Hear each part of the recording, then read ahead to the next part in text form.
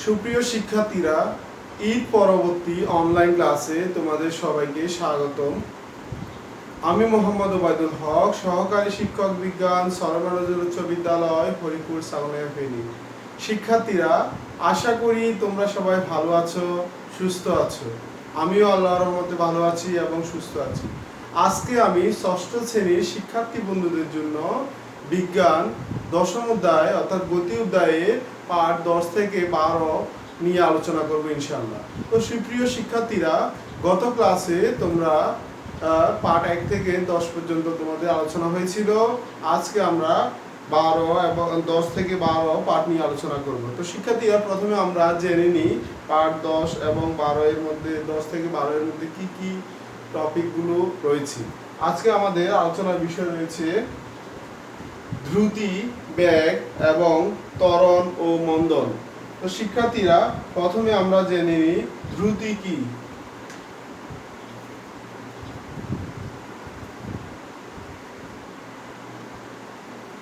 দ্রুতি, তাহলে শিক্ষার্থীরা, দ্রুতি হলো কোনো বস্তুর একক সময় অতিক্রান্ত দূরত্বকে দ্রুতি বলে। অর্থাৎ একক সময়ে কোনো বস্তুর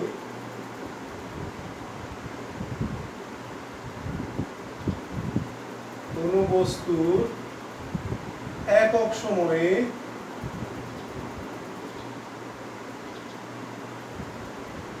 অতিক্রান্ত দূরত্বকে দ্রুতি বলে।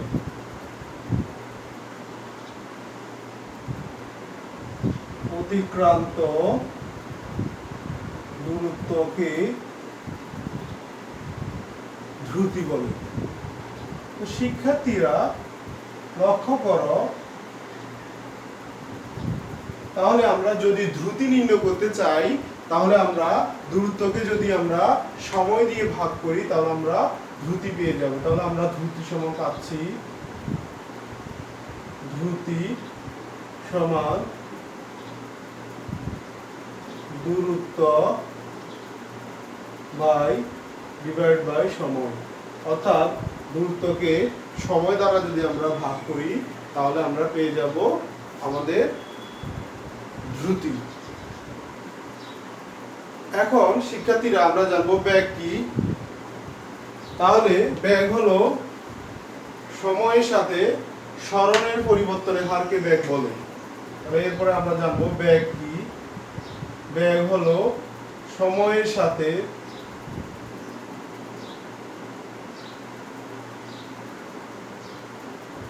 সরণের পরিবর্তনের হারকে বেগ বলে।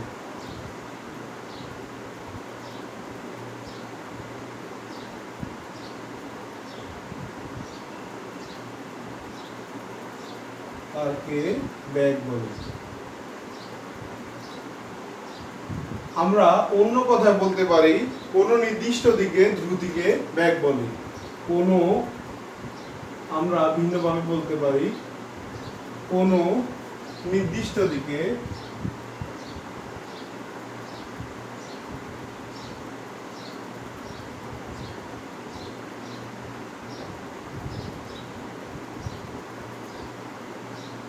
অতিক্রান্ত দূরত্বকে বেগ বলে।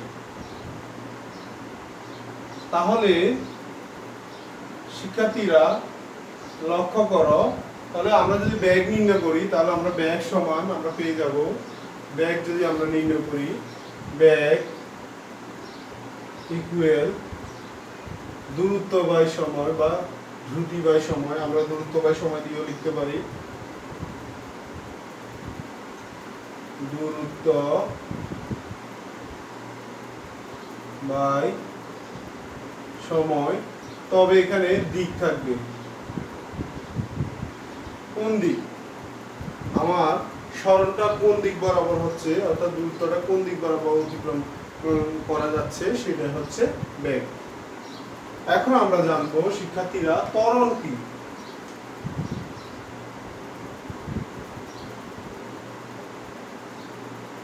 শিক্ষার্থীরা, ত্বরণ হলো সময়ের সাথে বেগের পরিবর্তনের হারকে ত্বরণ বলে।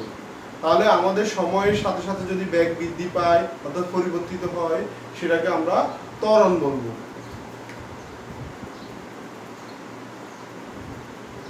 সময়ের সাপেক্ষে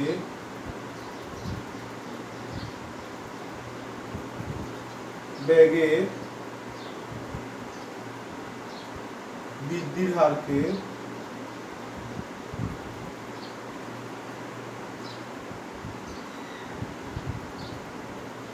ত্বরণ বলে।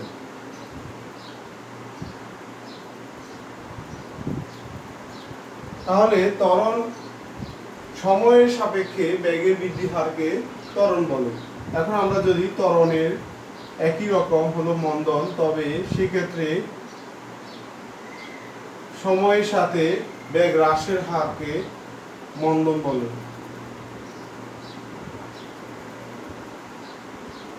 সময়ের সাপেক্ষে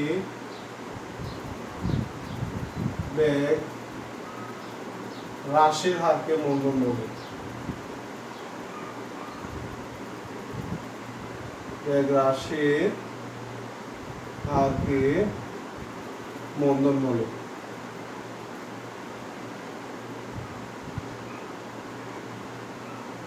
তো শিক্ষার্থীরা, তাহলে আমরা ত্বরণ কিভাবে নির্ণয় করব? ত্বরণ নির্ণয়ের সূত্রটি হলো বেগের বৃদ্ধি, বেগের মোট বৃদ্ধি ডিভাইড বাই মোট সময়। বেগের মোট বৃদ্ধি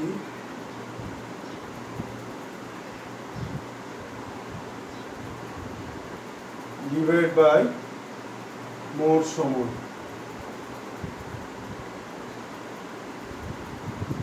শিক্ষার্থীরা লক্ষ্য করো, এই ক্ষেত্রে আমরা মন্দন নির্ণয় করতে পারবো, তবে মন্দন নির্ণয় করার ক্ষেত্রেও একই রকম সূত্র, বেগের মোট বৃদ্ধি ডিভাইড বাই সময়। তবে এই ক্ষেত্রে আমরা ত্বরণের যে ঋণাত্মক মান পাবো, ঋণাত্মক মানটাই হবে মন্দন। ত্বরণের মানটা যদি ঋণাত্মক আসে তখন আমরা বুঝবো সেটা মন্দন হয়েছে, অর্থাৎ বেগ হ্রাস পেয়েছে। এখন আমরা এই সংক্রান্ত গাণিতিক কিছু সমস্যা নিয়ে আমরা আলোচনা করব। প্রথমে আমরা দ্রুতি সংক্রান্ত গাণিতিক সমস্যা নিয়ে আলোচনা করব। তাহলে লক্ষ্য করো,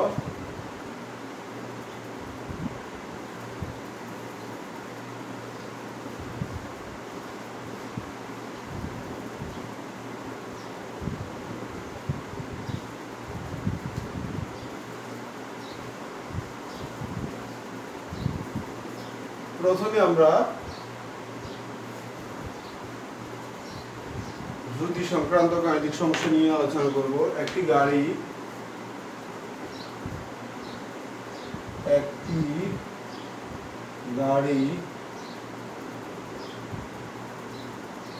10 সেকেন্ডে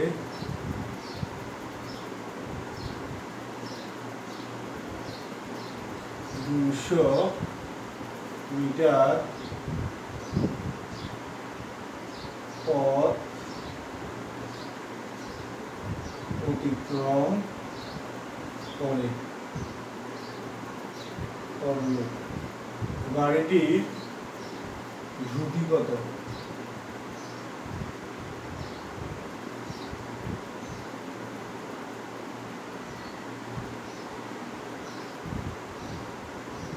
কত হবে? শিক্ষার্থীরা লক্ষ্য করো, আমরা দ্রুতি সংক্রান্ত একটি গাণিতিক সমস্যা দিয়েছি, এটা আমরা আজকে সমাধান করব। তাহলে আমরা পূর্ব থেকে জানি দ্রুতি নির্ণয়ের জন্য আমাদের সূত্রটি হচ্ছে, আমরা জানি দ্রুতি সমান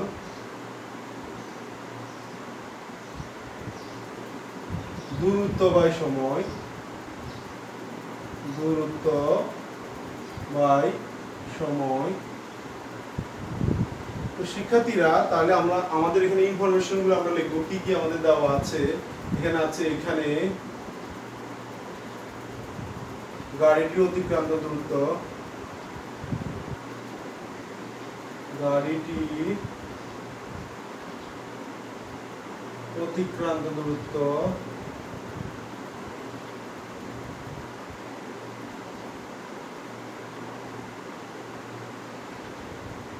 গাড়িটির অতিক্রান্ত দূরত্ব হলো 200 মিটার আর সময়, এক্ষেত্রে সময় দেওয়া আছে, সময় সমান 10 সেকেন্ড। আমরা এখানে মানগুলো আমাদের সূত্রে বসিয়ে দিব। তাহলে আমাদের অতিক্রান্ত দূরত্ব হলো 200 মিটার, আর আমাদের সময় দেওয়া আছে 10 সেকেন্ড, 10 সেকেন্ড। তাহলে আমরা ভাগ করলে পেয়ে যাব 20 মিটার পার সেকেন্ড। তাহলে আমরা আমাদের দ্রুতি পেয়ে গেছি, গাড়িটির দ্রুতি হলো 20 মিটার পার সেকেন্ড। তো শিক্ষার্থীরা, আশা করি তোমরা দ্রুতি নির্ণয়ের গাণিতিক সমস্যাটি বুঝতে পেরেছ। এখন আমরা বেগ নির্ণয়ের গাণিতিক সমস্যা নিয়ে আলোচনা করব। তোমরা লক্ষ্য করো, বেগ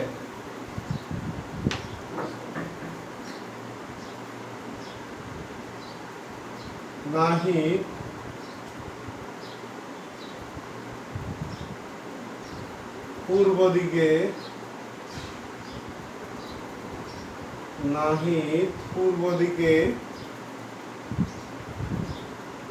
20 সেকেন্ডে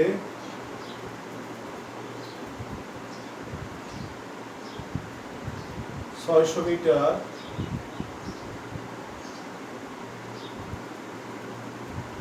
পথ অতিক্রম করে।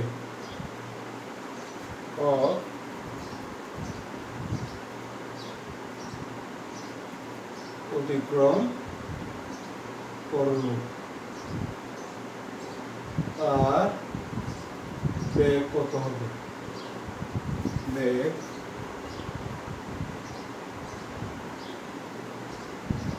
শিক্ষার্থীরা লক্ষ্য করো, তাহলে বেগ নির্ণয়ে আমরা সূত্রটি লিখব। বেগ সমান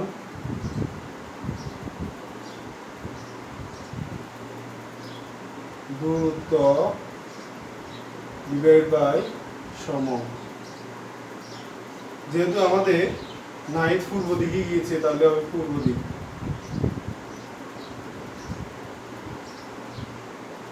এখানে আমরা ইনফরমেশন গুলো লিখবো, আমাদের কি কি দেওয়া আছে। এখানে নাহিদের অতিক্রান্ত দূরত্ব, নাহিদের অতিক্রান্ত দূরত্ব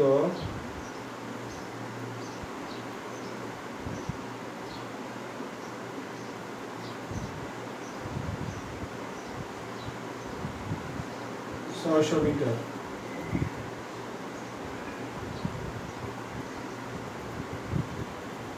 সময়, এক্ষেত্রে সময় দেওয়া আছে 20 সেকেন্ড।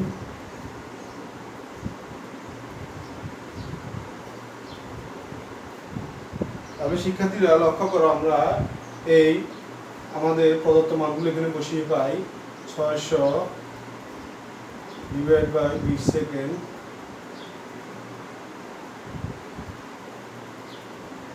পূর্ব দিকে 600 মিটার, তার মানে আমরা পেয়ে যাচ্ছি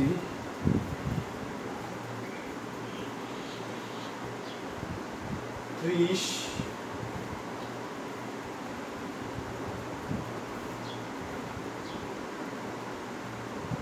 শূন্য শূন্য কাটা 3 20 60, 30 দুগুণে 60, তাহলে 30 মিটার পার সেকেন্ড পূর্ব দিকে।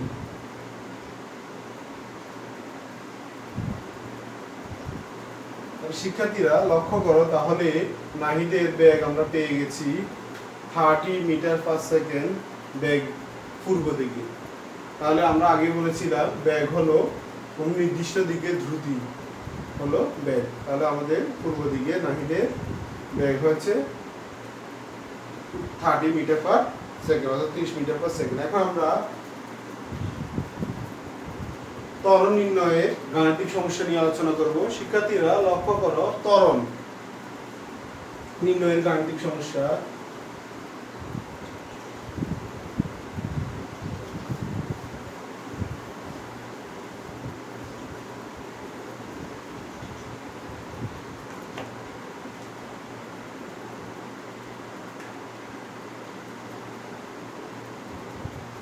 একটি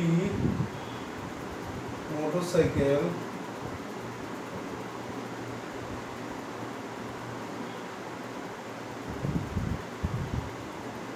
20 মিটার পার সেকেন্ড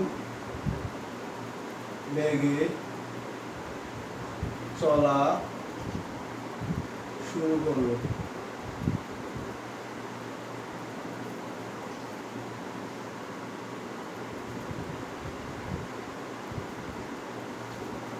চলা শুরু করলো। 2 মিনিট পর এর বেগ 2 মিনিট পর এর বেগ 60 মিটার পার সেকেন্ড হলো। মোটরসাইকেলটির ত্বরণ কত?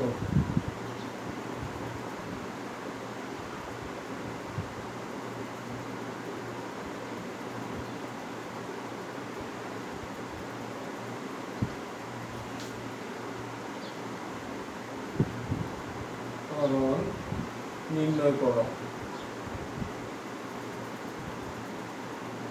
শিক্ষার্থীরা লক্ষ্য করো, এখানে আমাদের ইনফরমেশনগুলো কি কি দেওয়া আছে।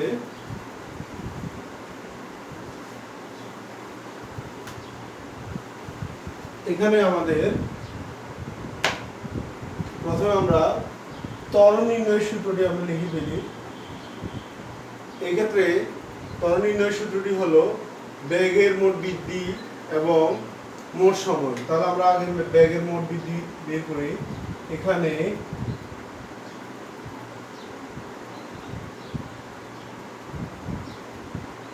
মোটর সাইকেলের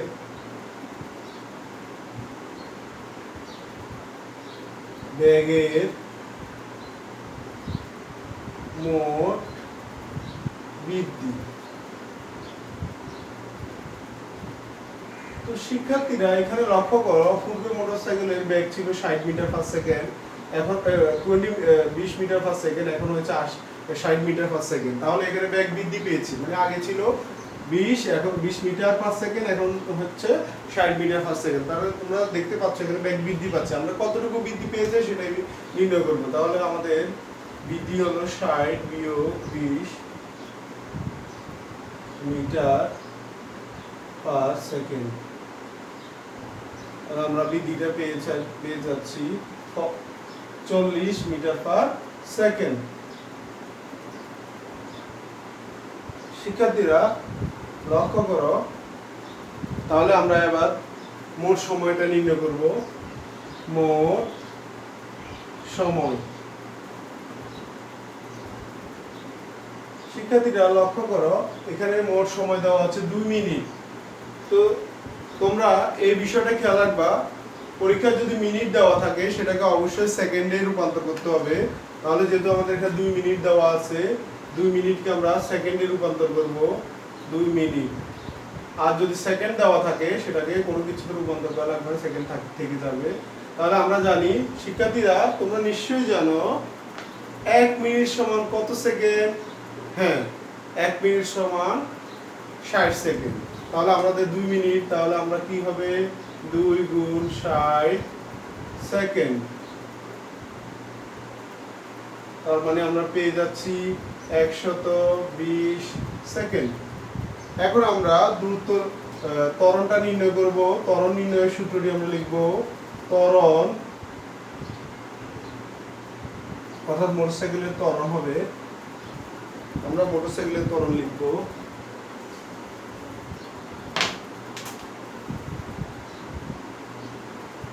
মোটর সাইকেলের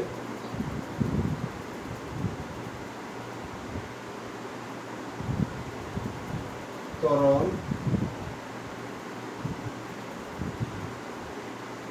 তাহলে ত্বরণ নির্ণয় সূত্রটি ছিল আমাদের মোট বেগের বৃদ্ধি।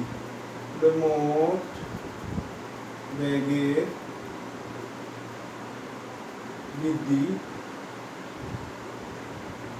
ডিভাইড বাই মোট সময়। মোট সময়।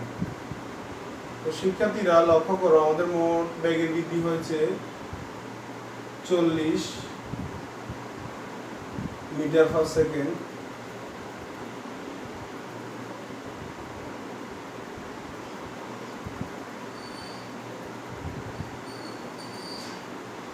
আর আমাদের মোট সময় হচ্ছে 120 সেকেন্ড। তাহলে আমরা যদি এটাকে ভাগ করি আমরা পেয়ে যাব 0.33 মিটার পার সেকেন্ড স্কয়ার। তো শিক্ষার্থীরা লক্ষ্য করো, তাহলে আমাদের মোটরসাইকেলে ত্বরণ হচ্ছে 0.33 মিটার পার সেকেন্ড স্কয়ার। তো শিক্ষার্থীরা আমরা এবার মন্দন নির্ণয়ের একটি গাণিতিক সমস্যা সমাধান করব।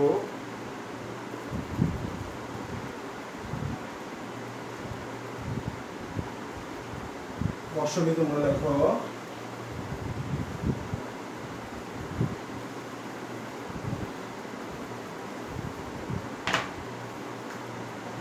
আশি metre per second, 80 metre per সেকেন্ডে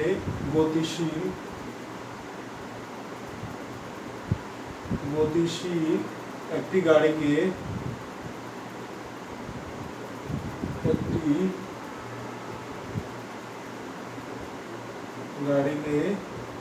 থামাতে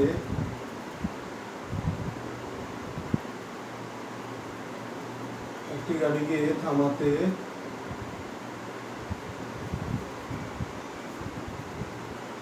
20 সেকেন্ড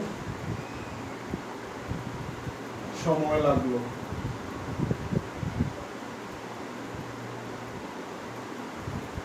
গাড়িটির মন্দন কত?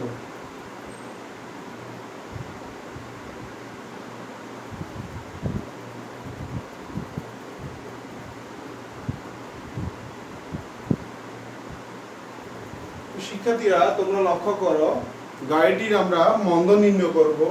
তো মন্দন নির্ণয় করার জন্য আমাদের একই রকম ত্বরণ নির্ণয়ের একই ফর্মুলা, তবে সেখানে ত্বরণের মানটা যদি ঋণাত্মক আসে তখন আমরা বুঝবো গাড়িটির মন্দন হয়েছে।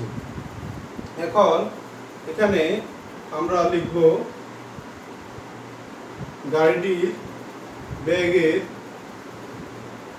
মোট বৃদ্ধি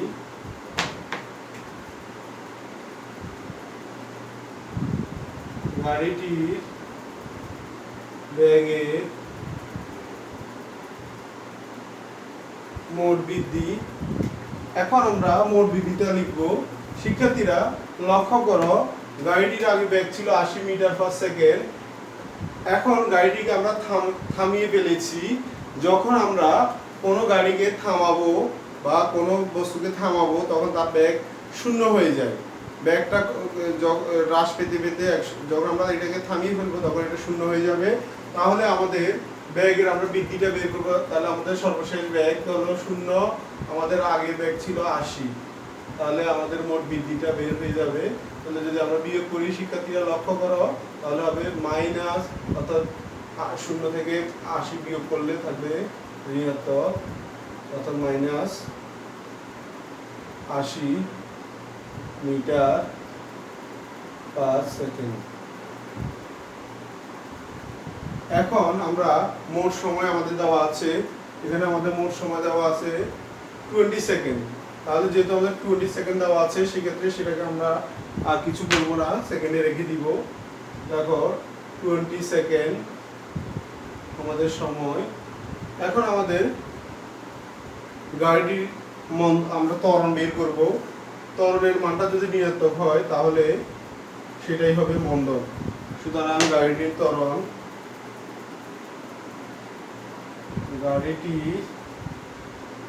ত্বরণ আমরা ত্বরণ বের করব। ত্বরণের মান যদি ঋণাত্মক আসে সেটাই হবে মন্দন।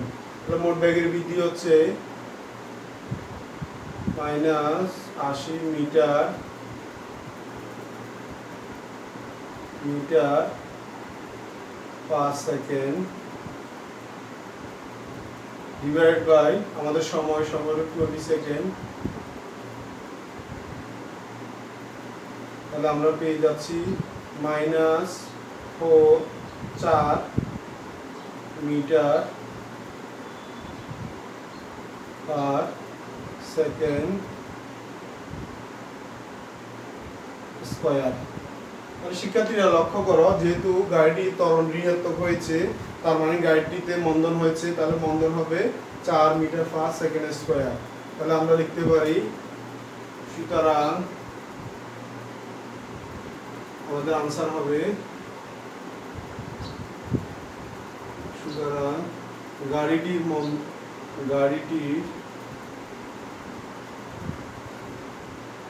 মন্দন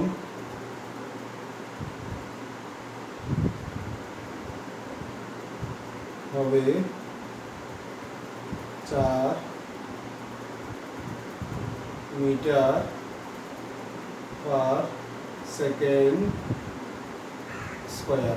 শিক্ষার্থীরা লক্ষ্য করো, যখন আমরা মন্দন লিখবো তখন আমরা আবার ঋণাত্মক চিহ্ন ব্যবহার করব না, এই বিষয়টা খেয়াল রাখতে হবে। ঋণাত্মক চিহ্নর মানেই হলো মন্দন, ত্বরণের ঋণাত্মক মানেই হলো মন্দন। তাহলে আমরা যখন মন্দন লিখবো তখন আমরা শুধু লিখবো 4 মিটার পার সেকেন্ড স্কয়ার। তো শিক্ষার্থীরা, আশা করি তোমরা দশম অধ্যায়ে যে গাণিতিক সমস্যাগুলো ছিল, দূরত্ব, বেগ এবং ত্বরণ এবং মন্দন সংক্রান্ত গাণিতিক সমস্যাগুলো তোমরা বুঝতে পেরেছো।